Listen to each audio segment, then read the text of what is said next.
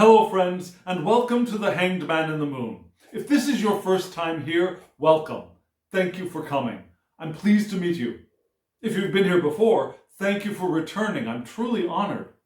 Friends, if you have been here before, you know that this is my series in which I use tarot and oracle cards to delve into topics related to living an intentional life. This series is based on living life intentionally. And this week is nothing different. This week's spread is asking us to consider something I believe is very important. We all know, if we are interested in living in life intentionally, that our lives are our own responsibility. Now, we select and direct the course of our lives, whether we are conscious of it or not. However, I hear people saying, and I know that many people believe, that responsibility is equal to having to do it all on our own. And that is, nothing could be farther from the truth.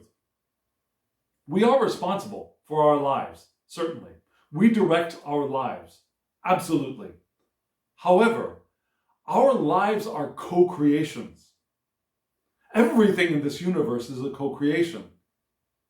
And the idea that we are individuals in the physical universe is 99.999% illusion, because we are part of a collective consciousness.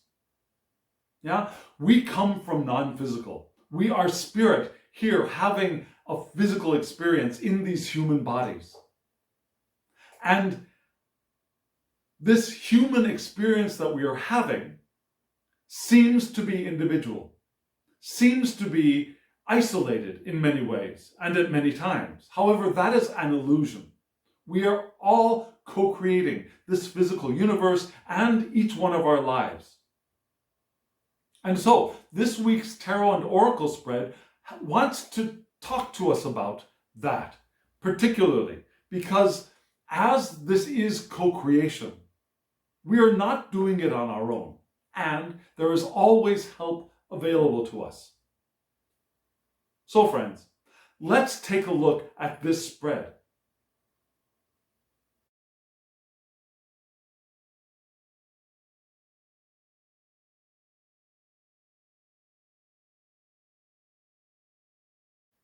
If you are a return visitor, you will notice that this is a new spread, a new set of cards, because the new moon has come and gone, and so I've switched out my decks. And as always, I have to say it because it's true. These cards individually and as an entire layout are gorgeous, are beautiful. Don't you agree? And if you are interested in any of these cards, if any of these decks, there will, as usual, be information at the end of the video giving you the name of the decks and the creators. And in the description box below, there will be links for you to go to if you're interested in purchasing one or some of these decks. Unfortunately, one of these decks is out of print. The Majestic Earth Tarot is gone. It's kaput. The original print is sold out, and the factory seconds have now all sold out. So I'm giving you a link just in case you want to go to the site and register, subscribe to like a mailing list, because they might possibly reprint the deck if there's call for it, if many people are interested in it. I have not heard any rumors that they are reprinting, but just so you know, I'm giving you a link. And also, they might put out a new deck. They have two decks out. Both of them very beautiful, very deep, and richly artistic in very, very different ways. So if they come out with a third deck, you might be interested in getting that too. So I've got a link for that in the description box below.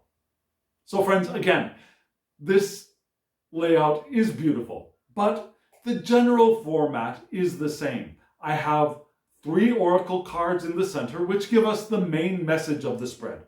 And then around the sides, there are 4 questions and 4 sets of 2 tarot cards which answer those questions. So friends, let's move to the central 3-card spread of oracle cards.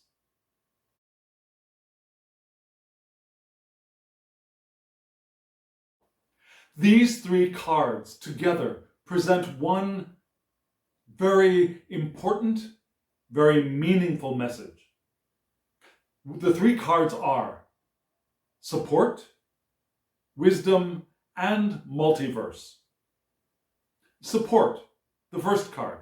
You see what appears to be, it looks like a woman to me, yeah, with her hands covering her face, perhaps upset, and 2 other hands reaching down to her shoulders. And that's the artist's impression of support, someone supporting her from behind. Support. We are responsible for our lives. We do direct the course of our lives. We select the course of our lives. However, support is always there. And we would not be able to live intentional lives if we didn't have that support. Because for this universe to be, as I believe very deeply, to be a supportive, friendly universe, a universe of love, a universe that was created out of love.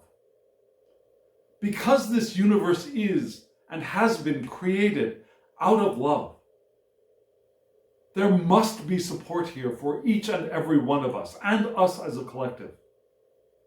So, support. We have support. We have support from so many areas.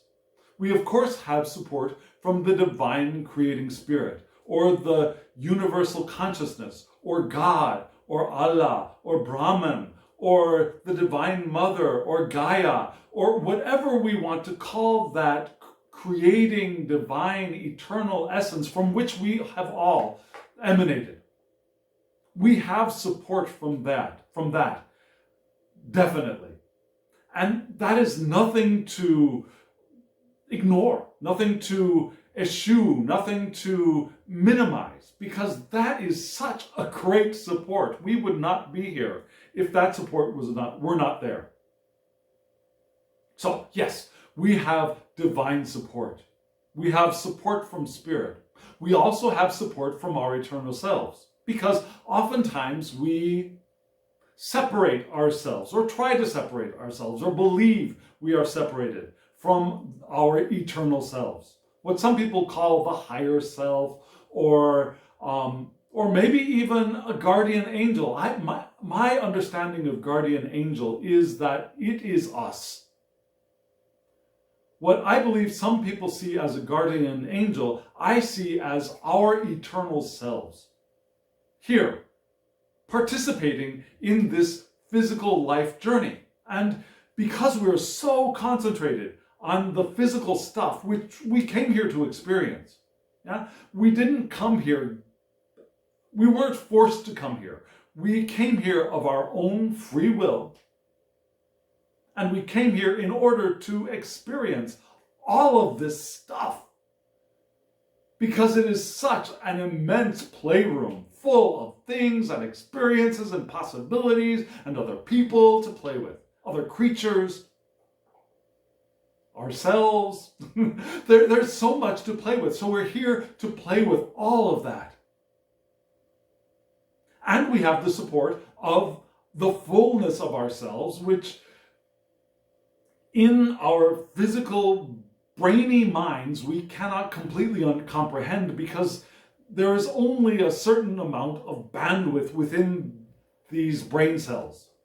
These brain cells cannot hold all that we are. So we get a portion of ourselves is focused here in this physical world, while the rest of us, which is not separate, but is fully inclusive, is also here supporting us from the non-physical realm. Because there's no disconnection. Now, we are entirely connected with our eternal selves and with the divine, with no separation. It's one continuum. It's one collective. So we have support from all of that, from the divine, from our own eternal self, from the eternal selves of all the other people. And we have help from this physical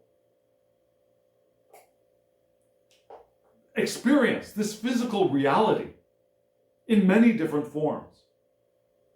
Where can you imagine our help can come from in this physical reality? Well, I have a few ideas, but perhaps you have some others that could enhance my understanding. But let me tell you what I think, or what I understand. One area of help for each of us is the other. You are here to help me. I am here to help you. They are here to help us. We're all here to help each other. We have support from one another. Sometimes we resist our role as supporters of each other. Sometimes that resistance comes from people that we think should be the most supportive of us. Our parents, for example. Now, we believe and we know that our parents should be the most supportive of us, and sometimes those parental units resist the support, or resist the support that we want or we feel that we need. They may be thinking that they are giving us the support that they believe that we need. There could be that disconnect there as well. Or they could be so wrapped up in themselves that they're not able to support anyone else. That's also possible, and that's another form of resistance. We have support from our friends. And sometimes that support is also resisted on both sides of the relationship, or on either side of the relationship.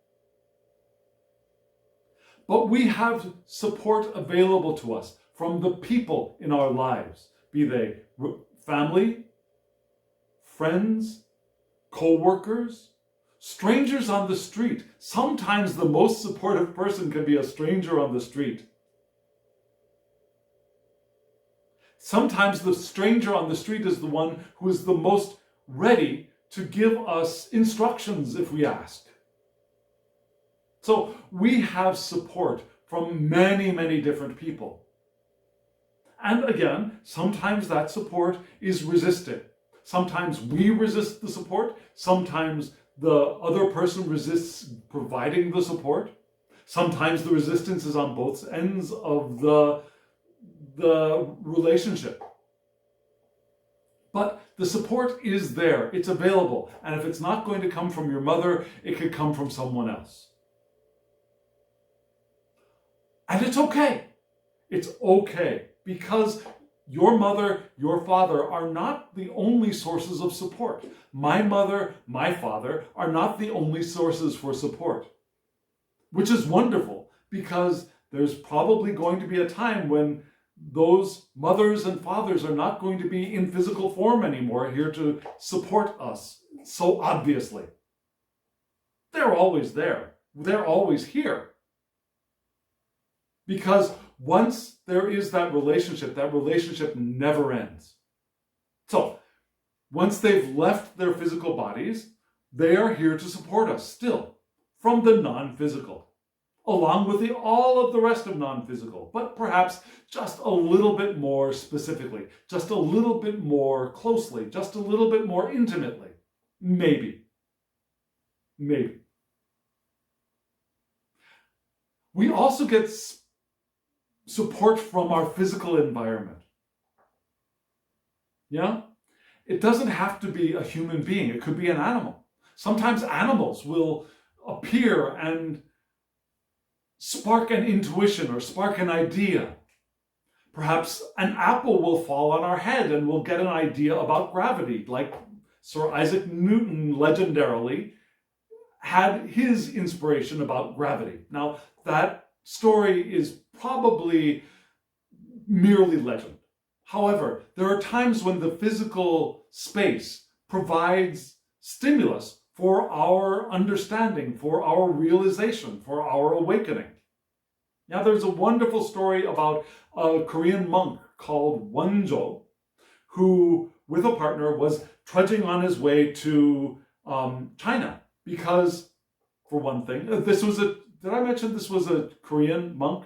Okay, so this is a Korean monk who's trudging on his way on foot to China, as at the time monks were wont to do, because if you don't know this, Koreans are famous for studying abroad. And they've always been famous for studying abroad. That's one of the Korean things I've come to understand. Yeah, studying abroad is a Korean hobby. Anyway, so he was going to study Buddhism in China.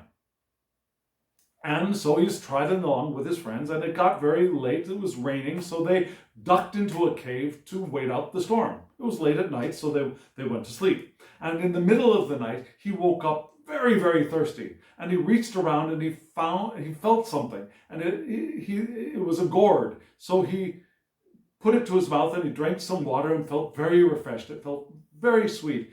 And he was very happy, and so he went back to sleep and woke up the next morning to see that what he had drunk from was not a gourd, but a decayed skull with stagnant water in the middle. And at that moment he awoke, as they say. He was enlightened, or he awoke, that everything is perception. He had drunk in the middle of the night stagnant water from a decaying skull and thought it was the sweetest water in the world. Felt completely refreshed from it. So, what do you think? Was that skull the universe supporting him or out to get him? Clearly, it was there to support him because he woke up. He realized the truth in that moment. Now, the physical universe is here also to lend us support, to give us aid, to inspire us, to direct us, to give us hints, to remind us of things. We have support from so many sectors that they're impossible to name. Again, the physical environment, animals, our fellow human beings, the fullness of ourselves, our eternal selves, the collective spiritual body of consciousness, and the originating divine creator of all of this stuffness. That's all here to support each and every one of us, which is amazing and wonderful and absolutely true. The next card is wisdom. And in this card, we see a vague image, but to me, what I see is a clamshell that has opened and there's a pearl in the center. And so what we get the pearl of wisdom. A little bit comical in a way to me, being the pearl of wisdom in an oracle card. But yes, wisdom. Wisdom. What is wisdom? Okay, so wisdom can come again from all of those areas of support, I believe. I know. But what is it? Wisdom is more than just knowledge. It's knowledge that teaches. It's knowledge that aids in our development, in our evolution, in selecting the paths we want to go on. It's more than just information. It's information that helps us expand or supports us on our journeys. And it comes again from many sectors. Yeah? There's inner wisdom. Is wisdom we are born with, and wisdom we develop over our years of experience here in this physical realm. Because we learn things from the exterior, from people, from our experiences, and those go within our consciousness and self and unconsciousness, and they do the alchemy, become new wisdom for us. So we have inner wisdom, and that wisdom is within our conscious realm, but it's also in our unconscious. Now, we also have access to what Jung would call the collective unconscious, which is more than just the summation of our individual experiences which have gone through the alchemy of becoming the gold of wisdom.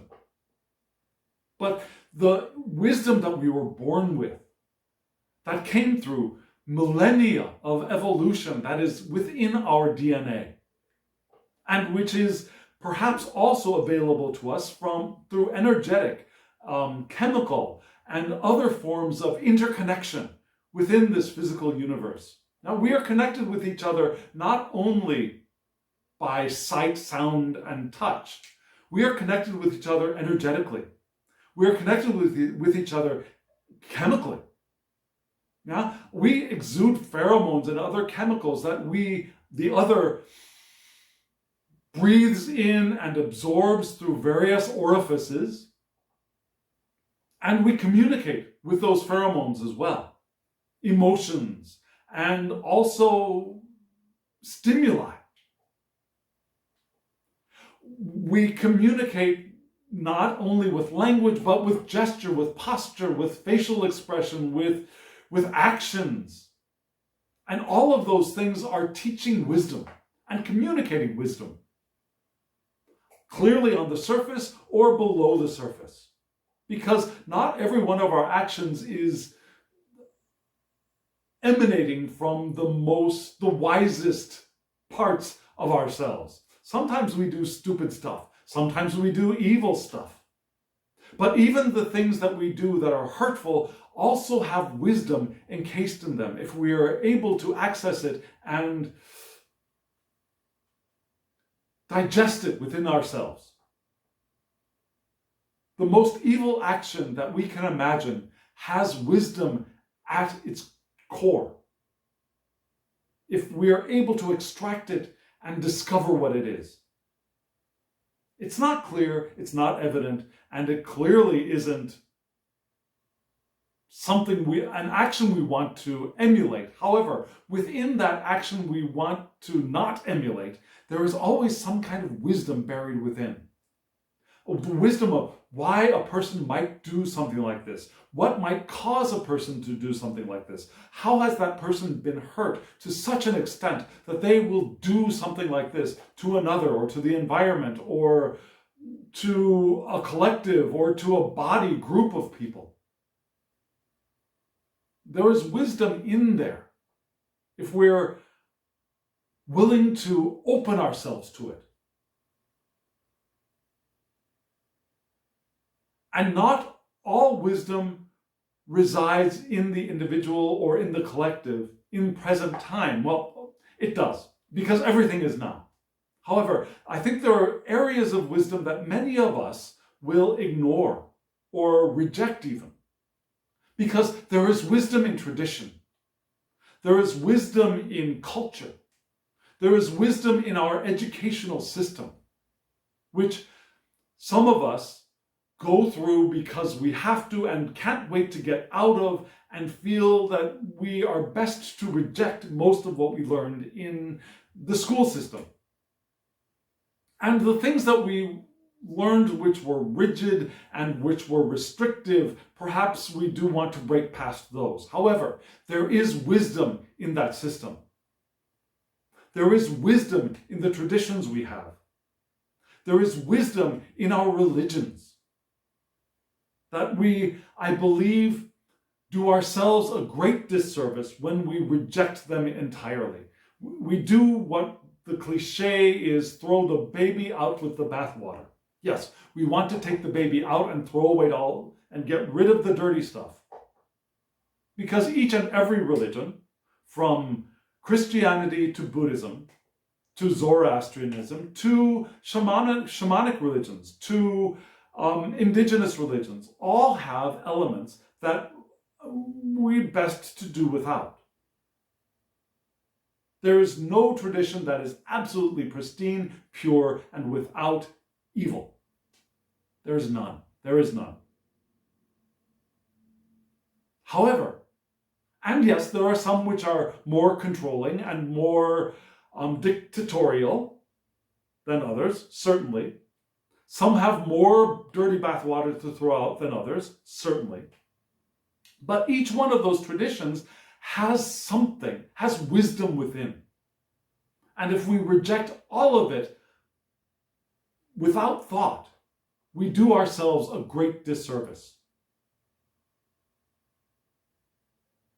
And I would suggest very strongly that while, like I have, looking for wisdom in other traditions is a beautiful, wonderful way to expand our understanding, to expand our knowing, to expand ourselves.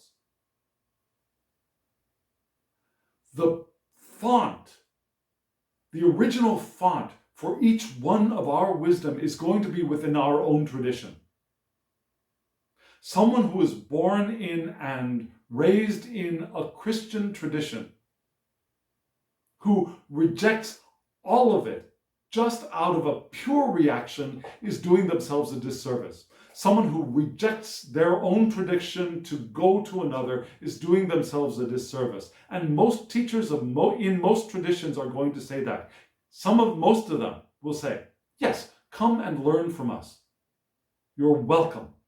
However, as you learn from us, we deeply hope that you are also delving into your own tradition and realizing the pearls of wisdom that are there, because those are purely yours.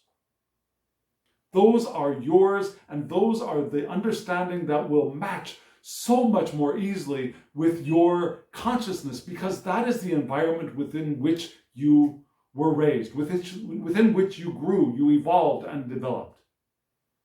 We can teach you other things that you can layer onto that and expand yourself within. However, rejecting your core is not the way.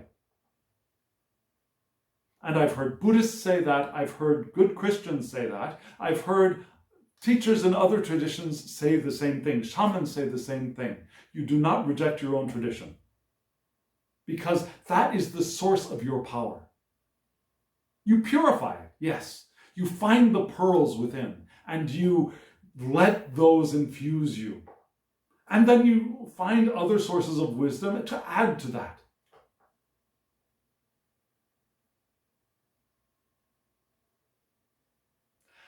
Wisdom also resides in our elders.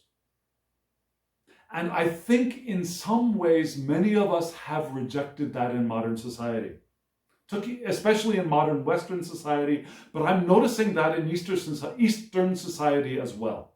I'm noticing that in Korea, in Japan, and a little bit in China, that where elders were once revered, respected, and seen as the source of wisdom, those elders are now more and more being not only ignored, but rejected, which is very sad.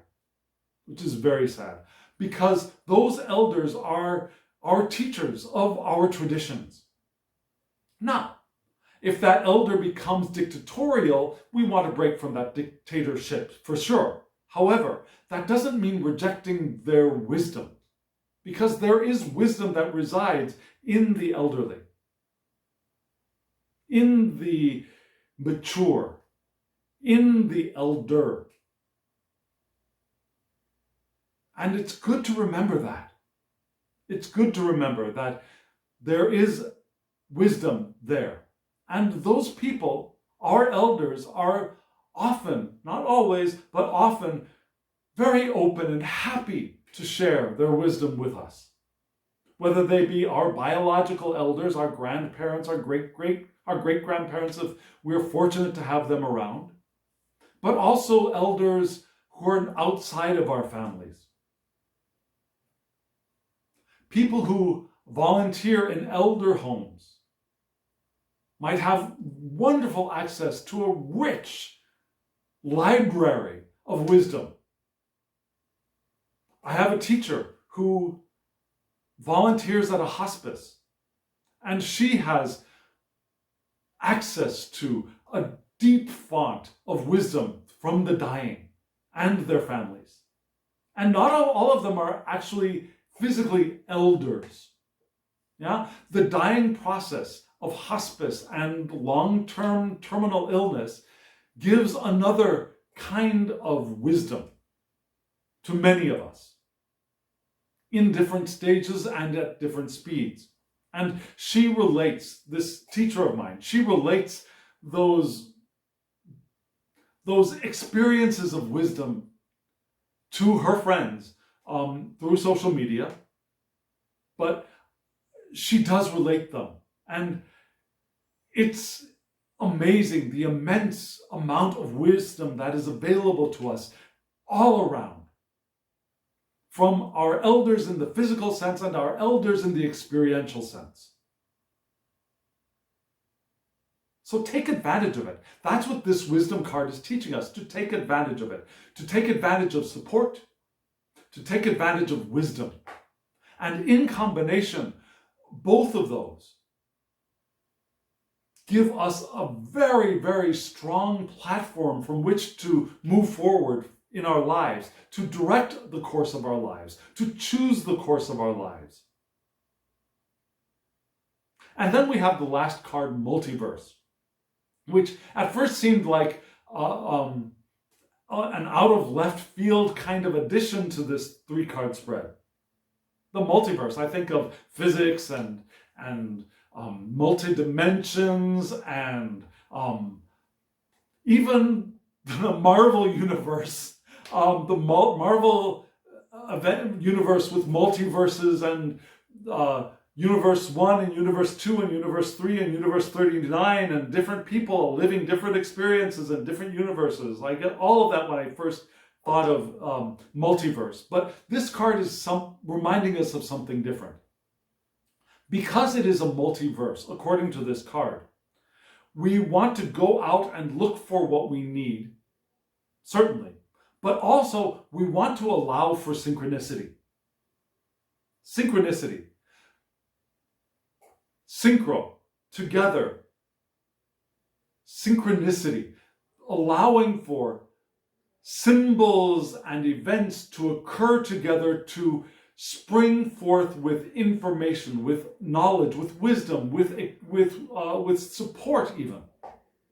Now, the synchronicities in our lives, which remind us of something else, which spark a burst of knowledge, which remind us of the support that we have. Synchronicities. We want to allow for those synchronicities. And if we are open to allowing for synchronicities, we will bring the wisdom and support that we need and want and deserve and have available to us into our lives so much more easily without having to go out and look for it all of the time. But again, we can go out and look for the wisdom because it is there. It is ours. It is available to us. And asking for it is more than okay. It is right. It is right to ask for support. It is right to ask for wisdom, for advice, for knowledge. It is right to ask for these things, both energetically and with our words, with our gestures, to ask for help. However, if we are open to synchronicity, we are also open to that help and support and wisdom coming to us naturally as well. Because just as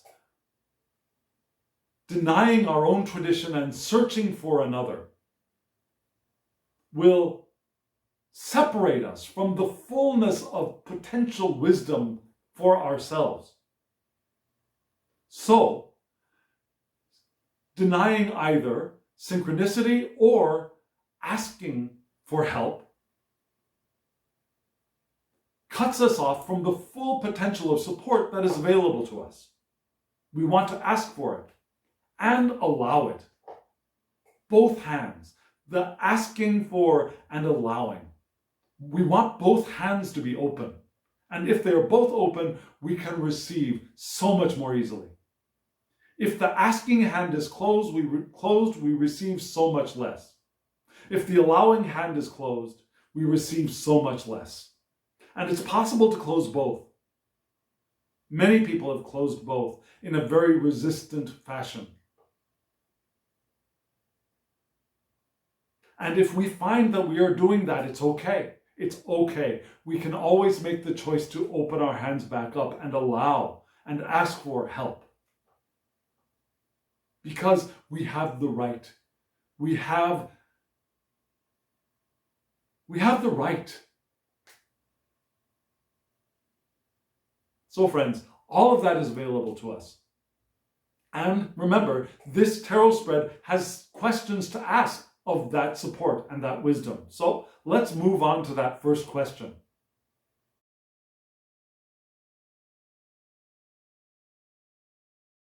The first question asks, what am I hungry for? What are you hungry for? I hope you didn't say a burger and fries or a salad or any kind of food, because there is a deeper hunger than just physical nourishment. And you can see we have two tarot cards here. Did you recognize that they are tarot cards? One is the Tildwick Tarot. Now the Tildwick Tarot is a tarot of mostly interior architectural cards. There are no people in this card except for photographs or carved images of people. No actual people in this tarot deck. And the other is the Majestic Earth Tarot, which is mostly scenic, exterior, natural scenes, but there are some people in it. So we get a combination of architectural, interior scenes in the Tildwick, and then more expansive, more environmental scenes in the Majestic Earth Tarot. And those two pair, I believe, beautifully. So it may be a little difficult for you to recognize which cards these are, because they're so unlike any other tarot deck. Now, in the Tildwick Tarot, the first card we see is the Page of Cups. Now, this is, believe it or not, the Page of Cups. And in this card, we see a small picture. I don't know if you noticed it. There's a small picture of a person. And in front of the picture of the person on this wall, there is a bouquet of flowers. And in front of that bouquet of flowers, it looks like there's a small little pond, perhaps. And this is the Page of Cups, because it's a water suit, cups. And the Page of Cups is the card of creative opportunities. Yeah, we're hungry for those things. We're hungry for creative opportunities, aren't we? Whether that creation is art, whether that creation is in the kitchen with food, whether that creation is a business plan, whether that creation is music, whether that creation is our bodies. Some of us deliberately create our bodies. Well, actually, we all deliberately create our bodies, whether we are conscious of it or not. But some of us are more conscious about creatively creating our bodies. So we're hungry for our creative opportunities to create, because we came into this physical universe to create. From our bodies to our lives, we are constantly creating. It's also the card of intuitive messages. And we are hungry for those, especially if you're interested in tarot. I know that you are hungry for intuitive messages. It's the card of curiosity, possibility. It's the card of the dreamer and the sensitive. And we're hungry to reclaim that if we haven't already. If we feel like we're getting a little bit jaded or perhaps a little disillusioned, we get hungry for rediscovering our inner dreamer, our sensitive and dreamer who is open to the intuitive messages, who is open to so many potential opportunities for creativity. And we're also hungry for, on the right side, the Four of Cups from the Majestic Earth Tarot. And in this card, I hope you remember, you saw what looked like an above-ground tomb with two carved angels, one with a harp in between, slightly reminiscent of the Four of Swords, which this is the Four of Clouds, I'm sorry. In the majestic earth, it's the Four of Clouds, which is reminiscent of the Four of Swords from the Rider-Waite-Smith deck, which is a knight's tomb inside of a mausoleum with a stained glass window and 3 swords above and 1 sword below, the Four of Swords. So we don't actually see swords in this card. However, we do get that tomb feeling and we see the clouds, and it's the Four of Swords. The card of rest, the card of relaxation.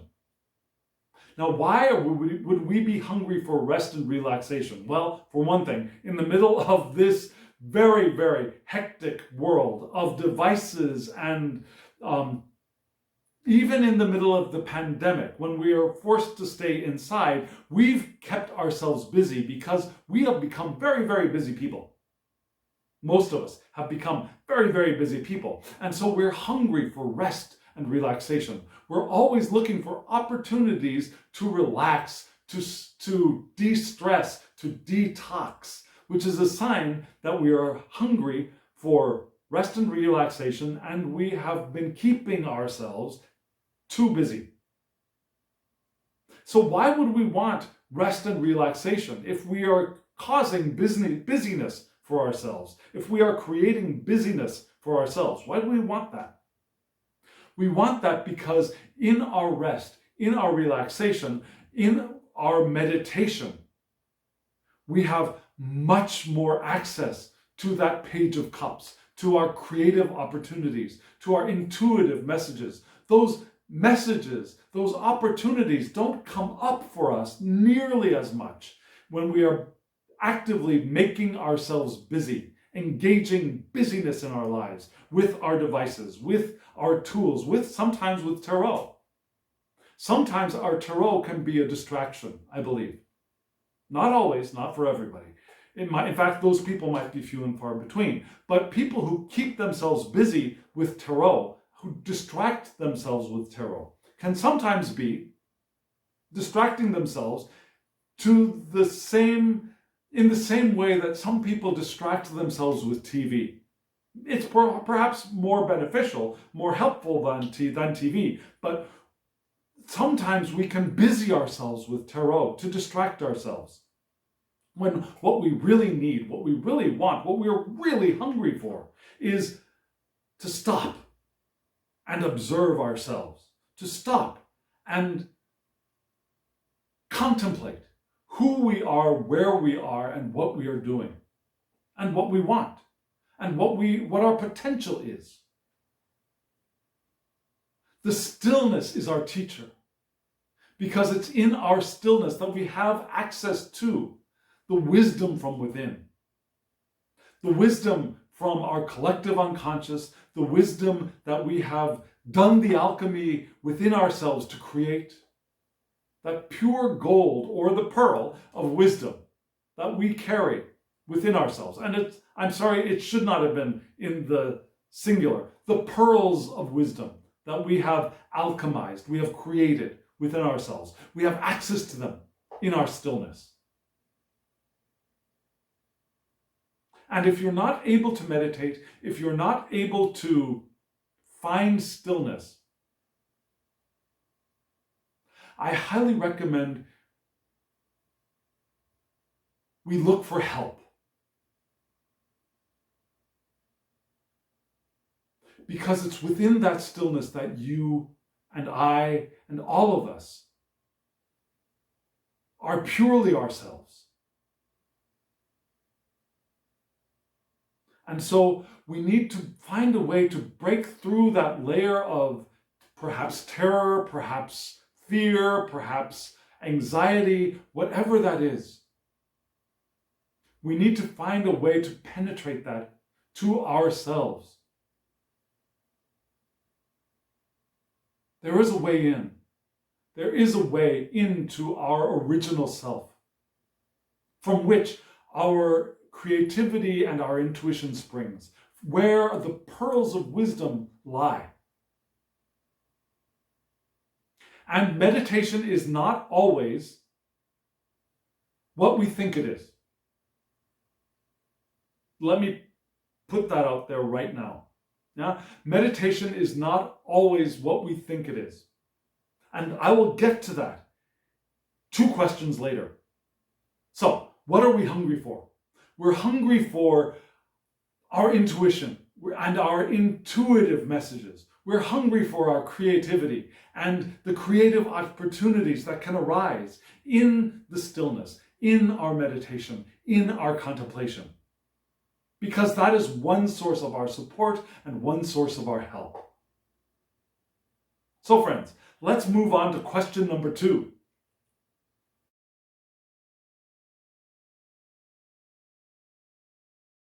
Question 2 asks us, what are we hoping for?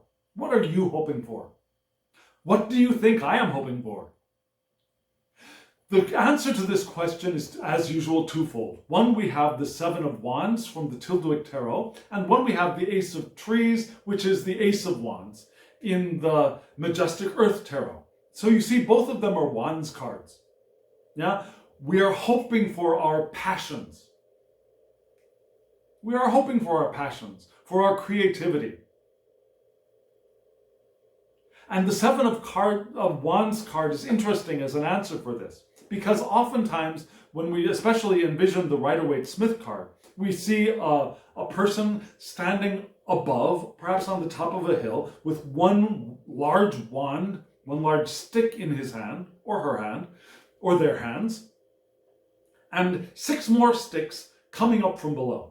And that person is in a rather defensive posture. So why am I hoping for that? Why am I hoping to be defensive? Well, there are 2 ways to interpret this card that I think can answer the question of what we're hoping for. One is challenge. Challenge. We hope for challenge. Can you understand that? That you hope for challenge. It's without any challenge, we would not develop, we would not evolve nearly as much. We evolve in response to challenges in our lives. Some of them can be very positive challenges, like a game, yeah, like a board game, or a game of tennis, or a game of basketball or baseball. Any kind of game can challenge us. Quizzes, tests, our educational system is rigged to challenge us, to challenge what we know, to challenge us to learn more, to develop, to evolve. Our jobs often challenge us to do new things, to grow, to expand, to become larger, to be able to handle more work or different kinds of work, to be able to do more, do different things. It's our challenges that help our evolution, and that is one thing we hope for. But it's also a card of protection. It's a card of perseverance and tenacity. Why is that something we would hope for? Well, we do want to have perseverance. We do want to have tenacity. Now, when we get that, as we'll notice in just a moment, that Ace of Wands, when we get that first sprout of a new inspiration or a new creative passion, we need, or we want to have, the perseverance to nurture that, to grow.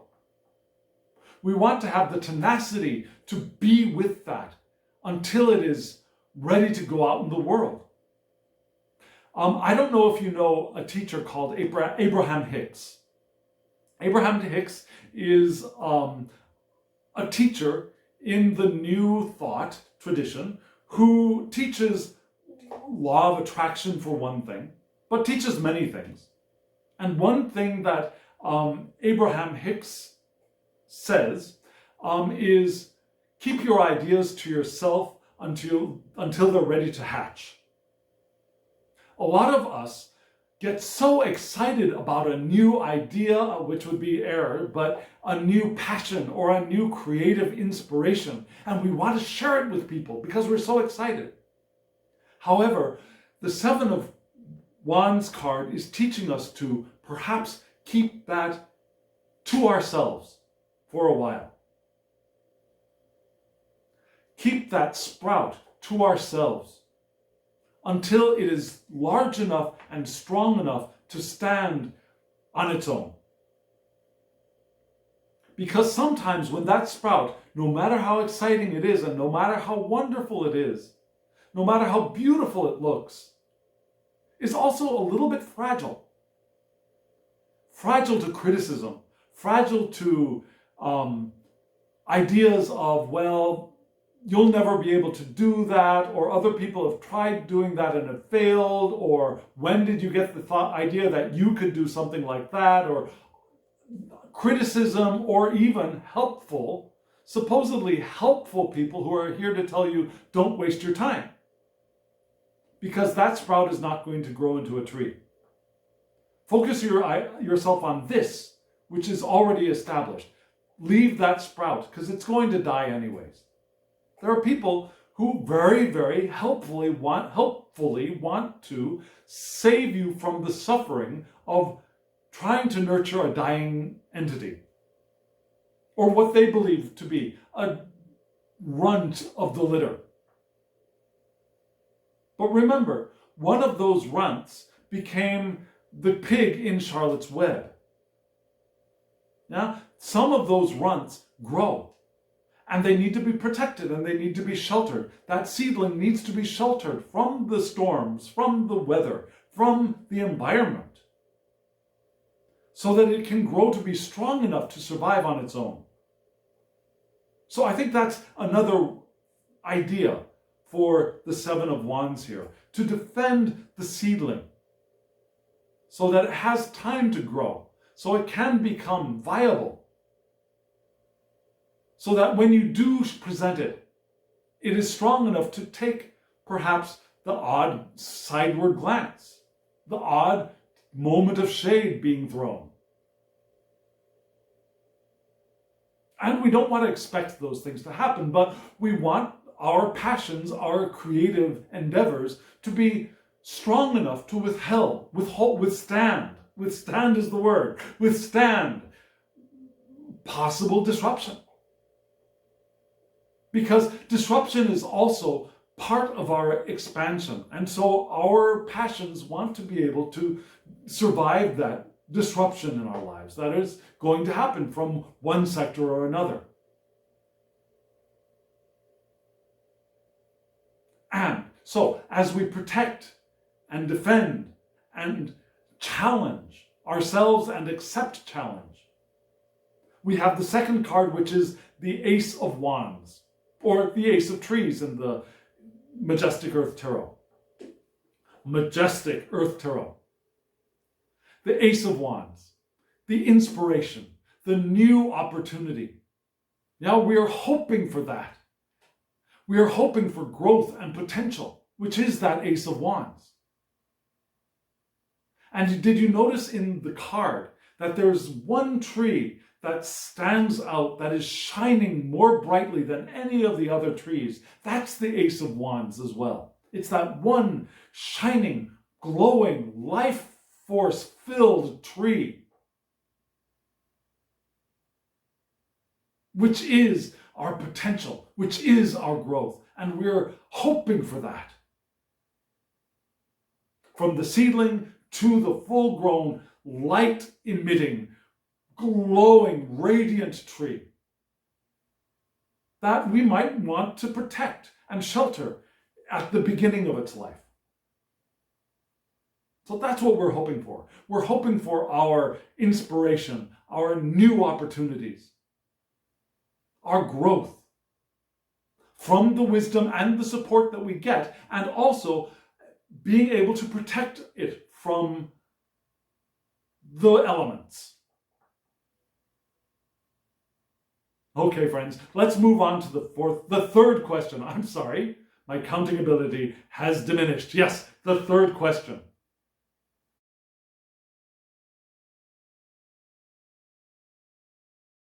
The third question, what am I curious about? Which is beautiful, yeah? Because it comes with the ideas of wisdom and support. Yeah, because as we receive support and ask for support, we begin to get curious, and that curiosity is what leads us to look for wisdom and also new information and new experiences. And the two cards answering the question of what am I curious about are both fours. We have the Four of Swords from the Tiltwick Tarot, and we have the Four of Water, or the Four of Cups, from the Majestic Earth Tarot.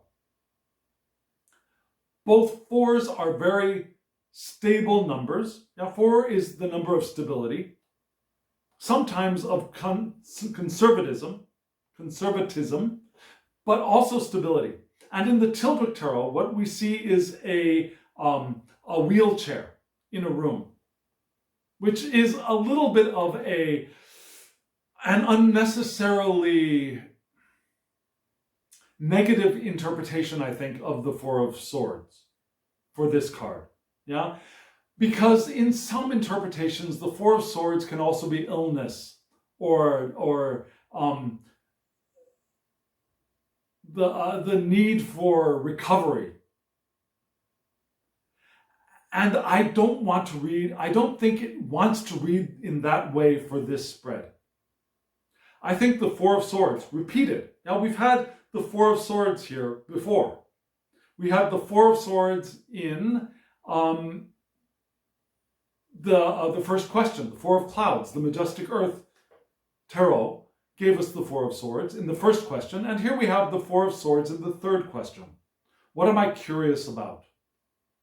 And I'm not curious about my physical illness. I'm curious about what I can find in meditation.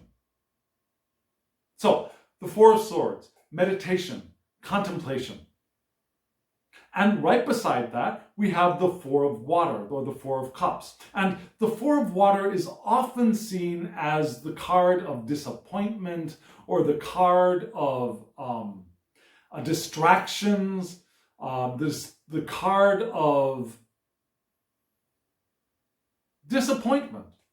Yeah, in the Rider-Waite-Smith deck, what do we see? We see a person sitting under a tree with 3 cups in front of them, and they're looking at those 3 cups, and they look very dissatisfied. They look unhappy with those 3 cups. Like, is that all there is?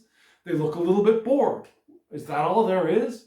And there is a hand coming from a cloud, a divine presence, offering a 4th cup, which they do not see. It's off to the side. Which often some people read that card to be that we are dissatisfied with what is, and we are not paying attention to what is being offered, which is certainly a way to read the Four of Cups. However, there is another way to read the Four of Cups.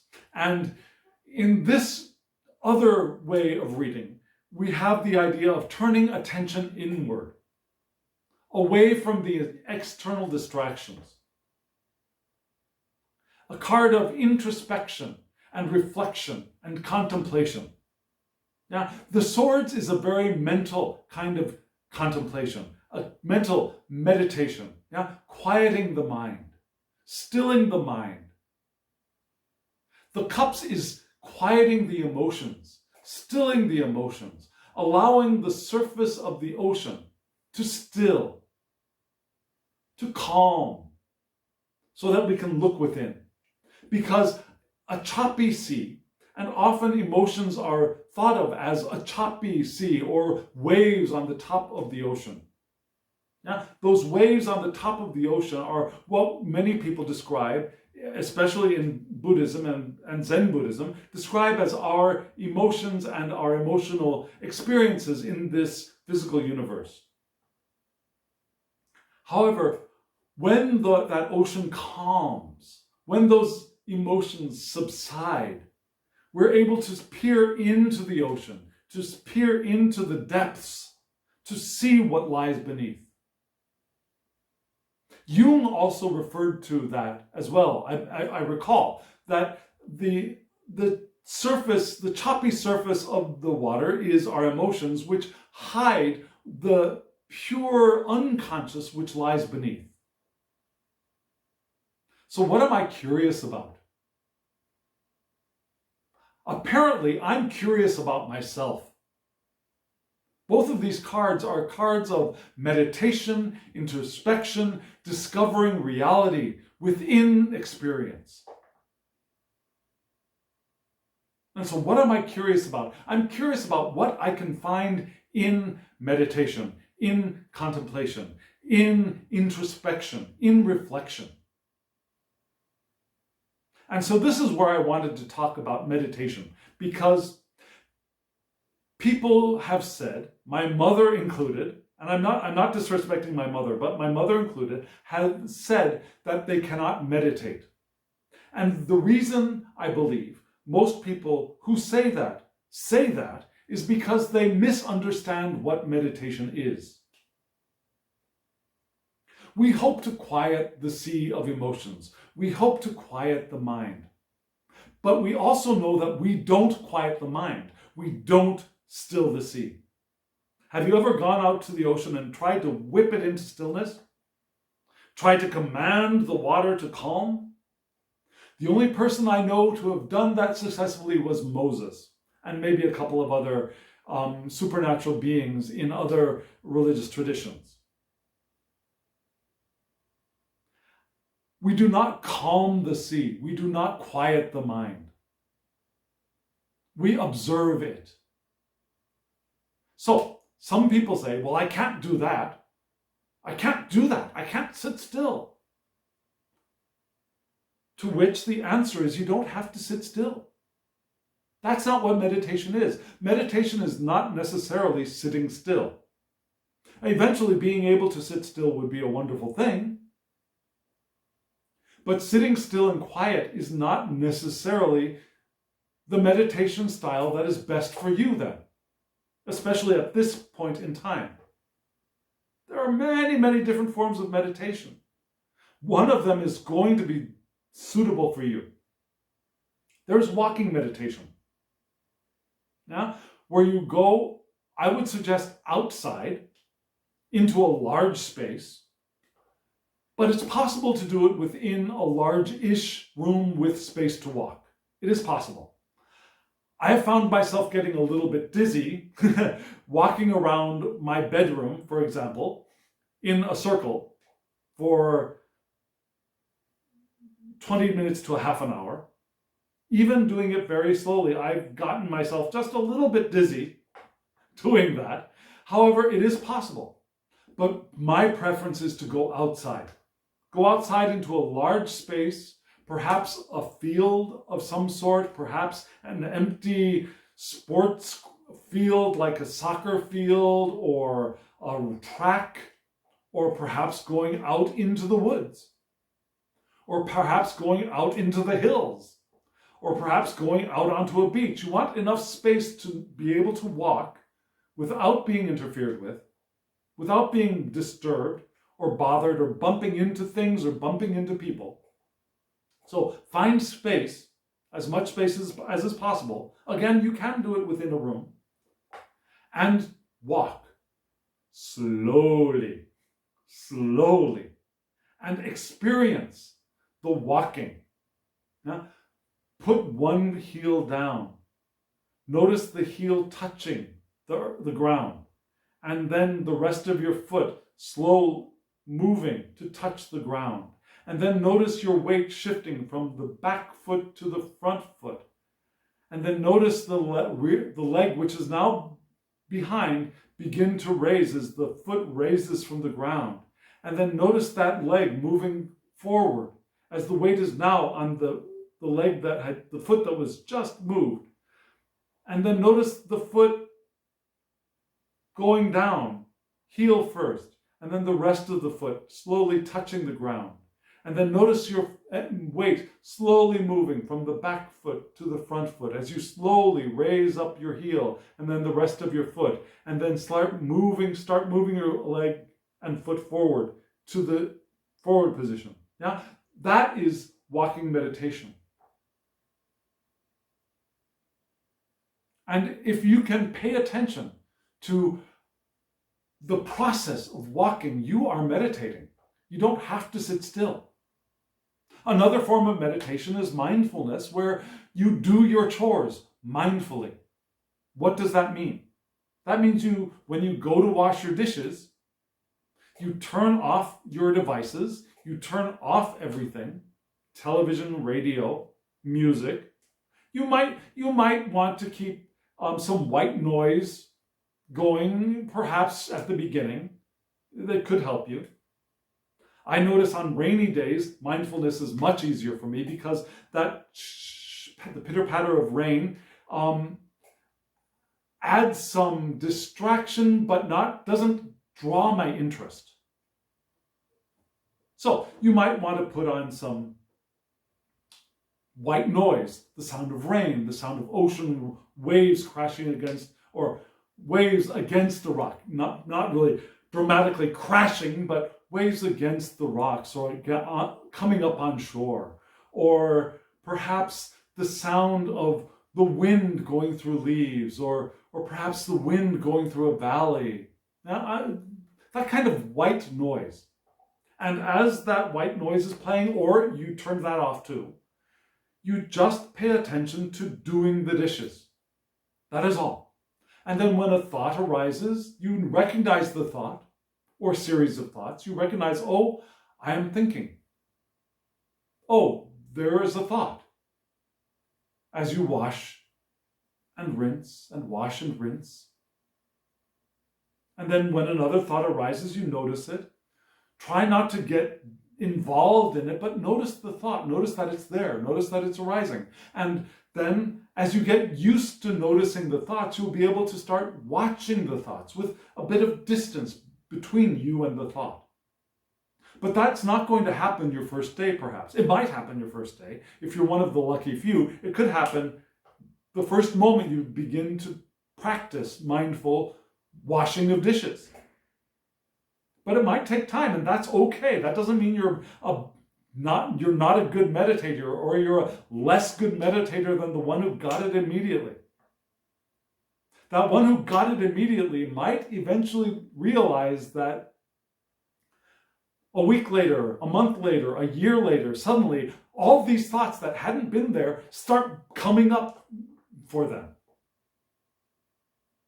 When they thought they had gotten this under control from the very first, beginner's luck, they might realize that suddenly they're in a tornado of thoughts as they're trying to be mindful. So your experience is not better or worse than anyone else's. You're not doing it worse, you're not doing it better. You are doing you. And that's good. So there's that kind of meditation. There are many other kinds of meditation. There are mantras. There's singing meditation. I used to do what's called Taizé prayer. I used to lead Taizé prayer in a couple of different places. Taizé prayer is a Christian form of sung meditation, where you sing a 1 or 2 line song over and over and over again in a prayerful meditative state, and the singing of one phrase or one short sentence of a song over and over and over again helps the mind and thoughts, heart quiet. But also within this vibration of song that is being created within your own body. Some people like drums, a slow drum beat, or a slow, or gongs, singing bells, listening to the sound of your bell, striking a bell and listening to it, and listening to the sound as it diminishes and diminishes, and trying to find the point at which that sound stops. And then when you realize that there is no more sound anymore, striking it again, and then listening for it, trying to find that moment when the sound disappears. That's another kind of meditation. There are so many kinds of meditation. There is one for you. And that is what we are curious about. In that meditation, we discover ourselves, not in words, not in language, not in images or pictures, although some of that may arise. We discover ourselves experientially. And that's what we're really curious about. Who are we? Who is us? Let's take a look at that fourth question.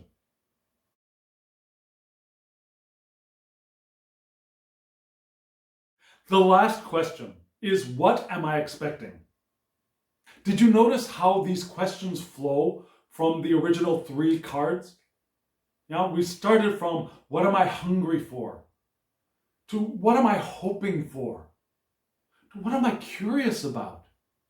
To, what am I expecting? Do you notice the flow of that? The hunger to hope, to curious, to expectation. And it's expectation, in that expectation, that we are most connected with the flow of intention, I believe. Now, hunger is a bit of a resistant state. Hoping is a little less resistant. Curious is much less resistant because we're starting to move forward. And now expecting is complete openness to experience because we trust, we expect, we know. And we are fully accessing the powerful force of intention. So we ask for, and we hope for, and we know that support is available to us. We ask for, we hope for, and we know that wisdom is available to us. And we can ask for it. And we can allow it to come into our lives through synchronicity in this multiverse. And we slowly open ourselves to the powerful force of intention with our expectation. And that expectation comes from our meditative state. It's in that meditative state that we have, when we discover ourselves, that we can expect, because we know ourself is fully connected to all that exists, to the non-physical, to the divine creator, to God, to Brahman, to Allah, to Gaia, to the divine mother. We know that there is no separation. And so we can expect. We can expect support. We can expect wisdom. And we can expect 2 more things, which are answered by the 2 tarot cards. The first one is the moon. The second one is the star. Interesting, right? We have the moon and the star. Sequentially, actually, it's the star and the moon in the tarot. Yeah? The star is number 17. The moon is number 18 in the triumphi. Yeah? In the major arcana. The triumphi in Italian. But we start with the moon. And the moon in the Tilwick Tarot, we see a hearth, a fireplace with a mirror above. And I don't know if you could see this in this card. These cards are a little difficult to see. But we have all the symbols we need in this moon card to read a Rider-Waite-Smith deck. The grill on the hearth has the crustacean, has the lobster climbing up. The 2 sides of the fireplace, the hearth, the 2 sides of the fireplace have the 2 dogs. And there's a small moon in the center of the mantle, but also in the mirror, we see a larger moon-like image as well. We have a full moon card in this interior fireplace scene, which is interesting because the moon is classically a water card. So a water card having a fireplace theme is a little bit interesting, a little bit perhaps non-synchronous, but beautiful, and has all the symbols we want. The moon. And if you have been here before and heard me talk about the moon card, you know that I read the moon differently than many other readers. Yeah?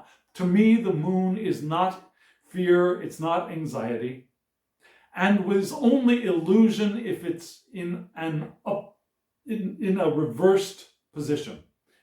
A moon card reversed will be illusion to me. However, in an upright position, I don't tend to read the moon in the way of illusion, unless there's a need for it, unless it's in a position of blockage, for example.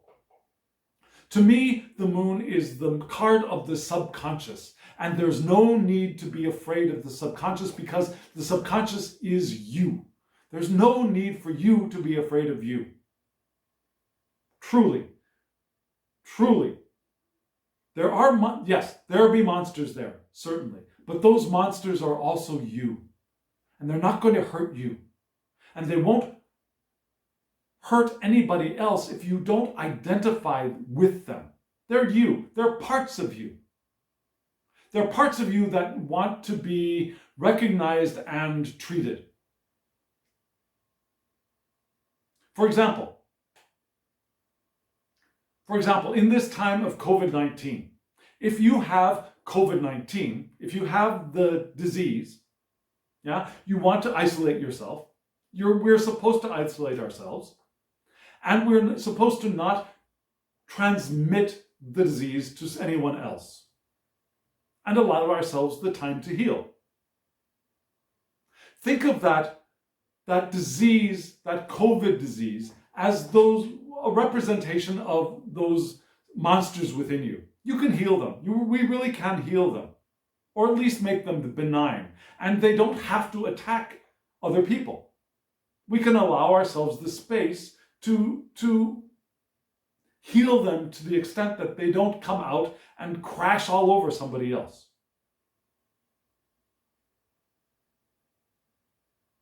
We don't need to be afraid of our subconscious. We want to look in, to accept, because that's the first step of treatment, accepting what is there.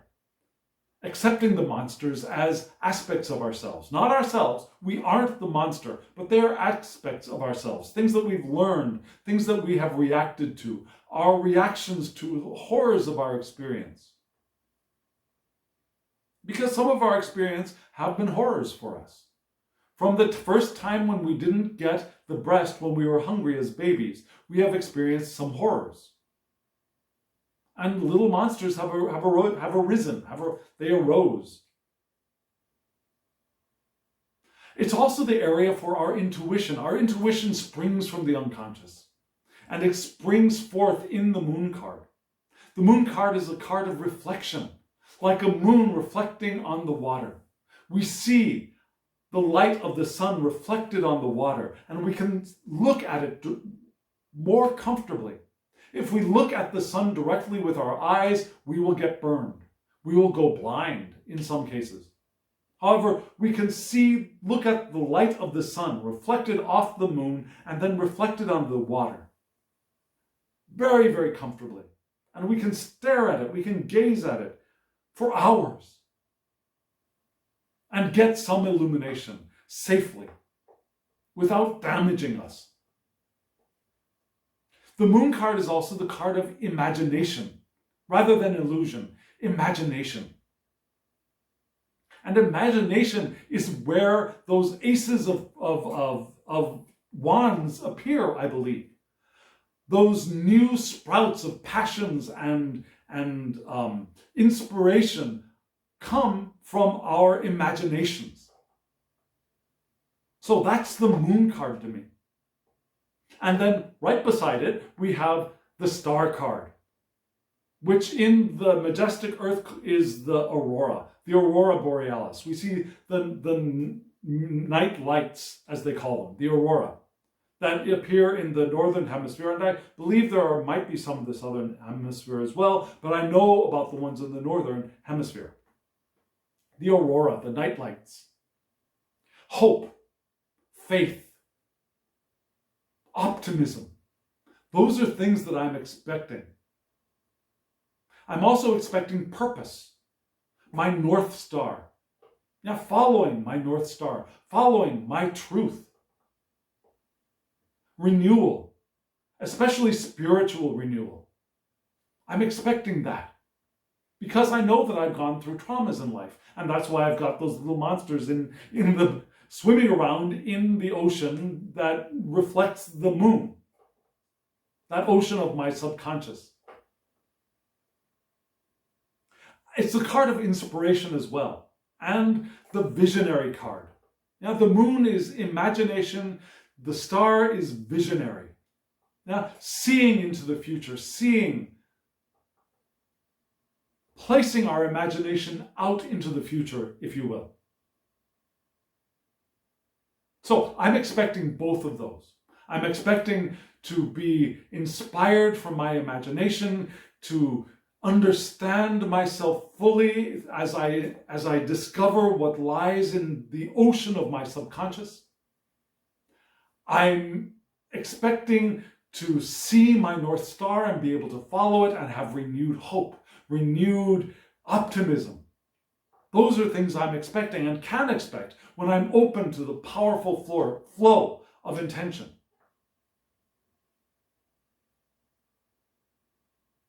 And all of those things can be aided both by the support of the universe, the support of the people and the environment around me, and by the wisdom of my own traditions, and the wisdom that lies in the people around me, and that lies in nature, and that lies in other traditions as well. We want to find all of that wisdom that is available to us, absorb it, and do the alchemy within ourselves to create our own wisdom, our own truth, which will become our North Star.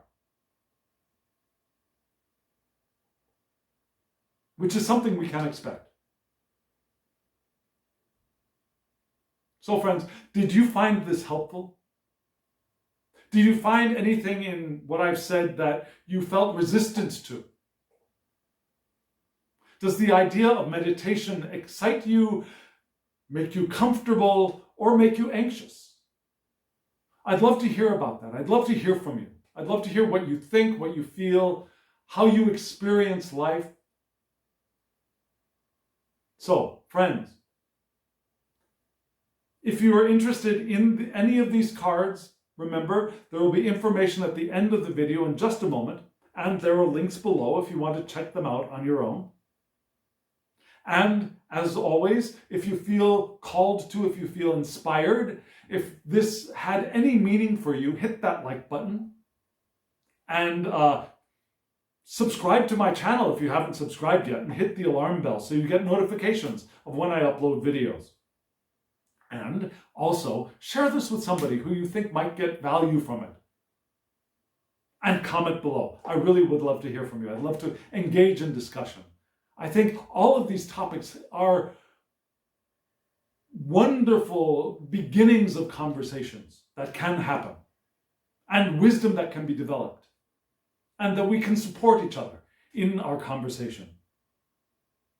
And friends, now, as always, I wish you love, joy, well-being, and pure awareness. Thank you.